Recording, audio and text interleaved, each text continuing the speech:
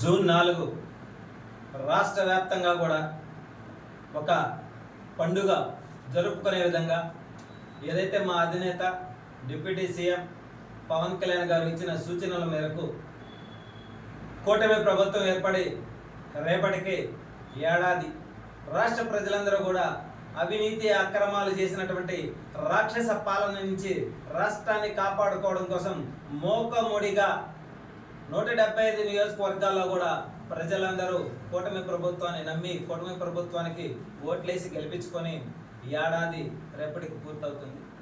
ఇందులో భాగంగా ఏదైతే అందరూ కూడా కలిసికట్టుగా సంక్రాంతి దీపావళి ఈ రెండు పండుగలు కూడా రేపు నిర్వహించడం కోసం మా అధినేత డిప్యూటీ సీఎం పవన్ కళ్యాణ్ గారు పిలుపునివ్వడం జరిగింది. అందులో భాగంగా ఈరోజు సర్వేపల్లి నియోజకవర్గ జనసేన పార్టీ ఆధ్వర్యంలో ఈ యొక్క పోస్టర్ని ఆవిష్కరించడం జరిగింది.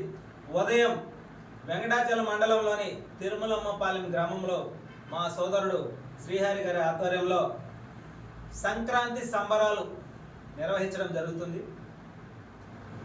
సాయంత్రం 6 గంటలకి సర్వేపల్లి నియోజకవర్గానికి తలకాయ లాంటి పొదలకూరు మండలంలో దీపావళిని తలపించేలా నరకాసుర మదన జరిగి నరక చతుర్దశిని దీపావళిని కలిపి ఆ రోజు సాయంత్రం దీపాలంకరణతో రాష్ట్రంలో వెలుగులు నింపే విధంగా చీకటలను ప్రారదోలి ప్రతి ఒక్కరి జీవితాల్లో వెలుగులు నింపే విధంగా రాష్ట్రాన్ని అభివృద్ధి వైపు నడిపించే విధంగా కూటమి ప్రభుత్వానికి ప్రజలందరూ కూడా నమ్మి గెలిపించినటువంటి రోజు జూన్ 4.